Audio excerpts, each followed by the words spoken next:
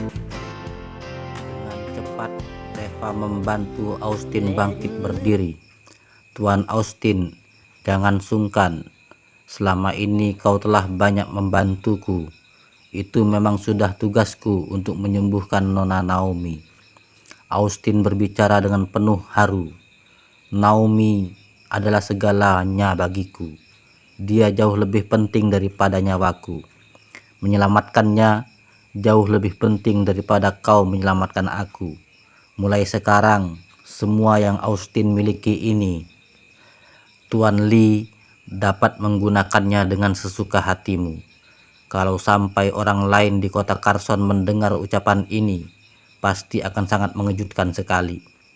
Austin adalah orang yang hampir menjadi raja pertama di Provinsi Yama.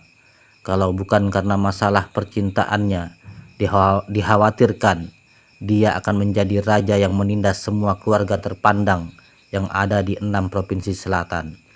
Meskipun dia sudah tinggal di kota Carson dan belum keluar kemana-mana selama bertahun-tahun. Namun, di 6 provinsi selatan ini, siapa yang berani tidak menghormati Austin King? Tidak lama kemudian, bubur yang dimasak di dapur pun sudah siap. Naomi mengganti pakaiannya, lalu melahap 2 mangkuk besar bubur di bawah pelayanan beberapa pelayannya.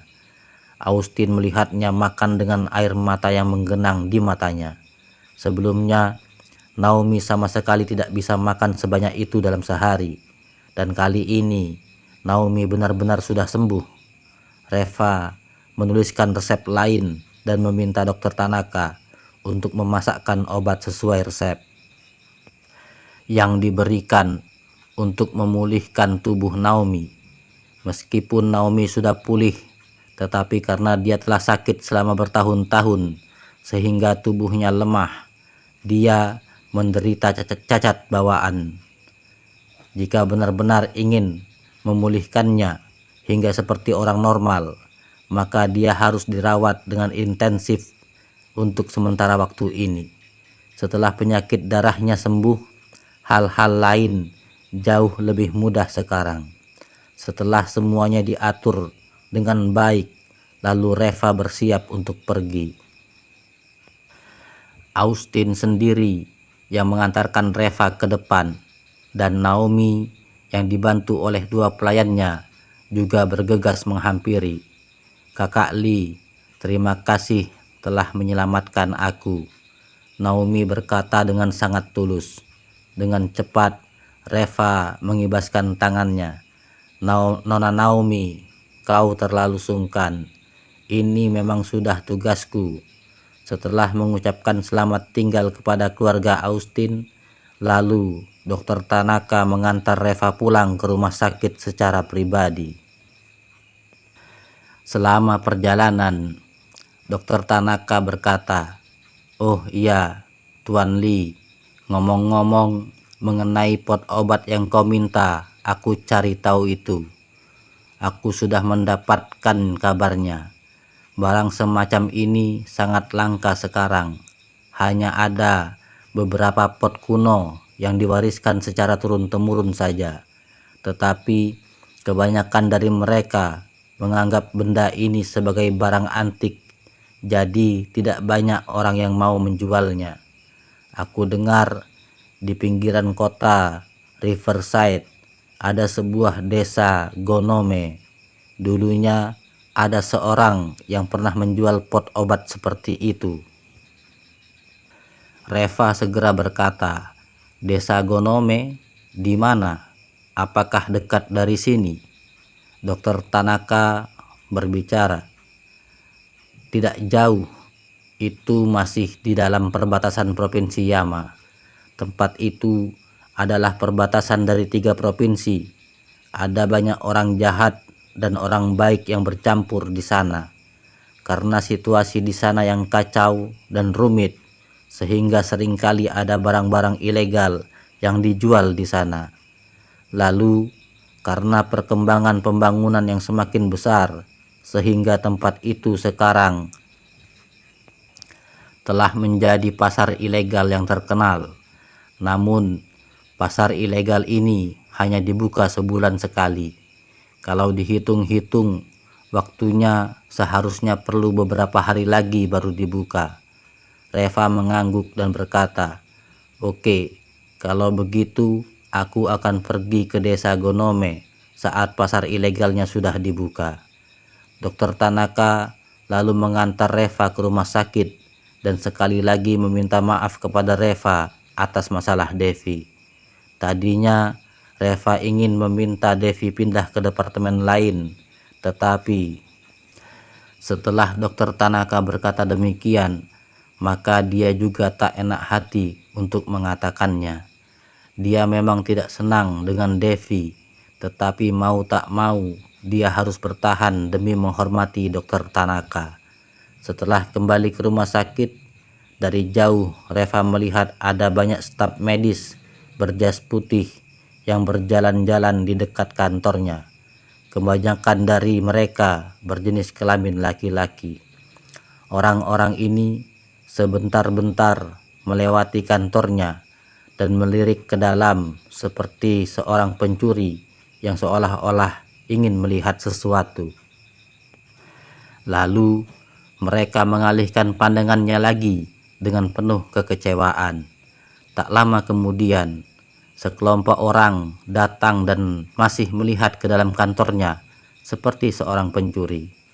Reva hanya bisa terdiam. Dia yakin orang-orang ini datang untuk melihat Devi.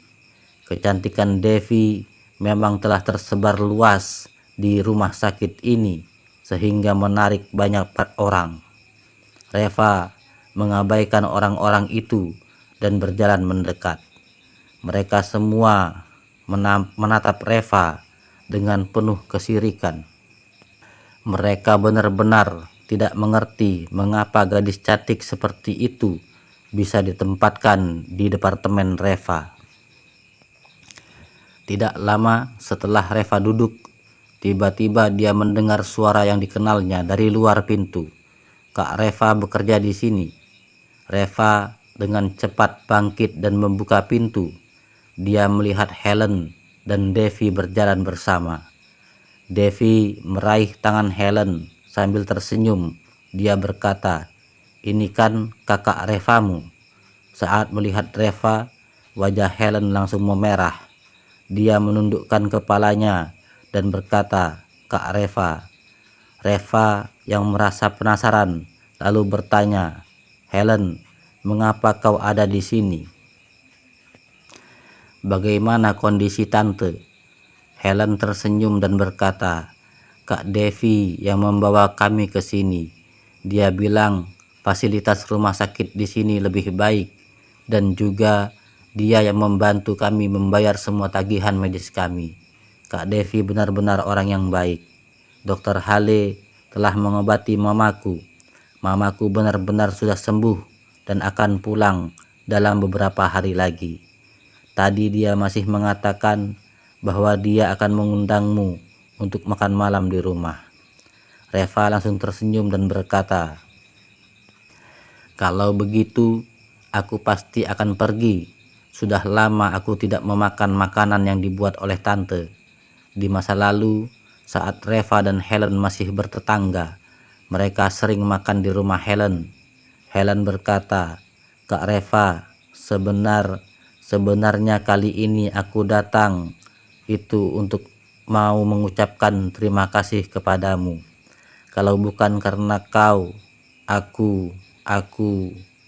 Saat mengatakan itu, mata Helen langsung memerah. Pada waktu itu, dia sendiri yang menyelinap masuk ke acara pertemuan pertukaran itu dan hampir saja membuat masalah besar. Devi tampak canggung. "Helen, sebenarnya semua yang terjadi waktu itu adalah kesalahanku. Kau jangan khawatir. Setelah kejadian ini, aku juga menyadari kesalahanku. Aku pasti tidak akan membuat kesalahan seperti ini lagi lain kali." Sebenarnya ucapan Devi ini ditujukan kepada Reva, tetapi Reva tidak peduli. Dia sama sekali tidak peduli dengan perasaan Devi. sehingga membuat Devi merasa sedikit sedih. Setelah mengobrol sebentar, lalu Reva pergi ke bangsal di lantai atas untuk menjenguk mamanya Helen. Kebetulan Paman Boris juga ada di sini. Dia merasa sangat berterima kasih kepada Reva sehingga mengucapkan ribuan kali terima kasih kepadanya. Setelah mengobrol sebentar dengan mereka, lalu Reva pergi lebih dahulu. Saat melewati kantor dekan, tiba-tiba dia mendengar suara marah yang lantang dari dalam kantor dekan itu. "Dekan, mengapa kau menempatkan perawat baru itu di kantor si Reva, orang tak berguna itu? Departemen pengobatan tradisional Tiongkok miliknya sama sekali tidak memiliki satu pasien pun. Dia menjadi direktur departemen di rumah sakit ini pun sebenarnya tidak ada gunanya. Untuk apa memberinya seorang perawat? Kalau menurutku, seharusnya dia kembali membersihkan toilet saja. Dia punya hak apa untuk menjadi direktur departemen?" Reva mengerutkan keningnya. Dia mengenali suara itu adalah suara dokter yang bertugas di rumah sakit ini. Namanya Dr. Roy. Katanya keluarga dia memiliki koneksi yang besar, sehingga biasanya di rumah sakit itu dia bisa seenaknya dan mendominasi. Tetapi Reva tidak memiliki banyak hubungan dengannya sebelumnya, jadi di antara mereka berdua tidak ada konflik apapun. Tak disangka si Roy ini malah berbicara jelek di belakang Reva. "Dr. Roy, kau tidak terlalu paham tentang situasi Reva. Hal-hal ini sudah diatur oleh rumah sakit, jadi kau tak perlu ikut campur di dalamnya," dekan menjawabnya dengan serius. Roy segera berkata, "Dekan, aku tidak ingin mau tahu. Aku datang menghadapmu karena ingin berbicara kepadamu. Sekarang departemen kami kekurangan perawat. Lekas kau pindahkan perawat Devi ke departemen kami." Mendengar ucapannya ini, Reva baru mengerti duduk persoalannya. Ternyata Roy bukan ingin mencari masalah dengannya, tetapi dia datang ke sini demi Devi. Reva terlalu malas untuk memperdulikan hal seperti itu. Kalau si Roy mau merebuti masalah ini, silakan saja. Lebih baik lagi kalau Devi dipindahkan. Reva menghormati perasaan Dr. Tanaka sehingga tidak bisa terang-terangan mengusir Devi. Kalau dia dipindahkan, bukankah itu akan membantunya menyelesaikan masalah? Setelah kembali ke kantor, Reva mendapati Devi yang sedang sibuk membersihkan mejanya. "Nona Devi, jangan menyibukkan diri lagi. Aku bisa melakukan hal kecil ini sendiri," ujar Reva. Devi tersenyum dan berkata, "Kak Reva, jangan sungkan. Aku datang ke sini untuk menjadi perawat. Jadi tentu saja aku harus memulai dari hal-hal yang paling dasar. Hal-hal kecil ini memang sudah tugasku. Kau istirahat dulu saja. Aku akan menuangkan secangkir teh untukmu nanti." Reva tampak sedikit terkejut. Devi ini benar-benar telah berubah sikapnya. Reva tidak mengatakan apa-apa lagi. Dia hanya duduk santai di kursi yang ada di sebelahnya sambil membaca koran. Tiba-tiba pintu didorong terbuka dan tampak seorang dokter dengan perawakan tinggi sekitar 1,8 meter masuk dari depan pintu. Reva mengenalinya, namanya Jose. Keluarga Dr. Jose memiliki latar belakang yang sangat kuat. Dia juga sangat tampan. Julukannya sebagai Pangeran Tampan sudah terkenal di kalangan rumah sakit ini. Jose bahkan tidak melirik ke arah Reva sama sekali. Dia berjalan tepat di depan Devi dan sambil tersenyum ringan dia berkata, "Nona Devi, apakah hari pertamamu di rumah sakit ini sangat keras? Aku telah membeli 2 gelas milk tea. Mau minum bersama?" Devi juga pernah pacaran beberapa kali saat di sekolah. Jadi sekilas dia bisa melihat maksud Dr. Jose ini. Bahkan jika itu di masa lalu, Devi yang sudah pernah berpacaran beberapa kali itu pun tidak akan pernah bisa menyukai Dr. Jose. Apalagi setelah kejadian yang terjadi waktu itu membuat sikap Devi berubah banyak. Setidaknya dia sudah mengerti apa yang dia inginkan sebenarnya. "Maaf, aku masih ada pekerjaan di sini," ujar Devi yang dengan sopan menolaknya. Dr. Jose tampak sedikit malu lalu berkata, "Nona Devi, bagaimana bisa kau melakukan pekerjaan kasar seperti ini? Reva, bagaimana bisa kau menyuruh Nona Devi membersihkan meja? Memangnya kau tak bisa melakukan hal itu sendiri? Nona Devi, kau berikan kain lap itu kepadanya, biar dia yang membersihkannya sendiri saja." Apa yang terjadi dengan Reva pada saat di rumah sakit waktu itu memang sengaja tidak disebarluaskan beritanya oleh Dokter Tanaka dan dekan. Jadi tidak banyak orang yang tahu mengenai masalah Brad Moon. Oleh karena itu, kebanyakan orang di rumah sakit ini tidak tahu bagaimana situasi Reva sekarang.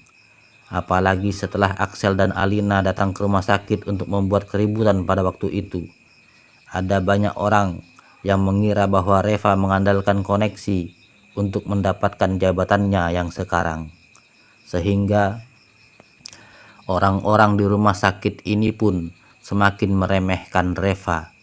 Seperti Roy dan Jose, mereka berdua tidak menganggap Reva sama sekali.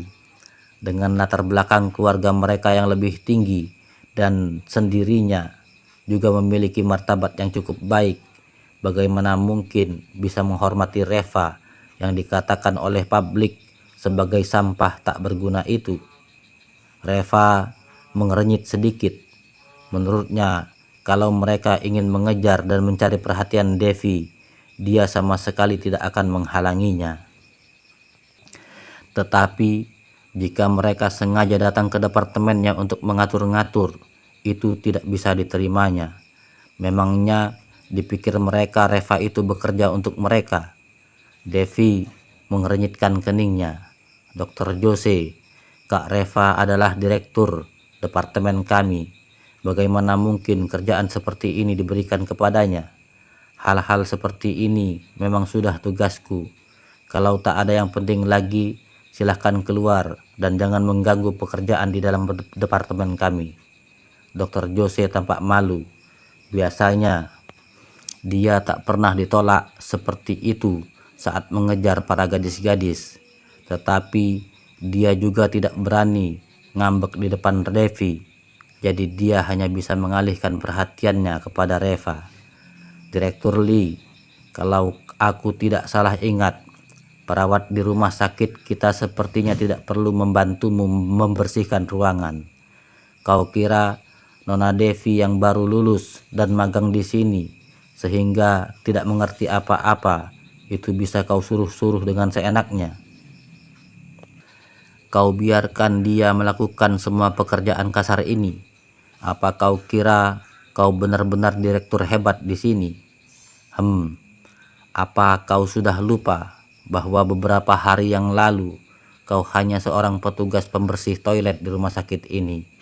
Kau benar-benar mengira bahwa menantu sampah sepertimu yang telah mendapatkan istri kaya lalu bisa meminta keluarga istrimu itu menyogok untuk mendapatkan jabatanmu yang sekarang sehingga kau bisa memamerkannya begitu?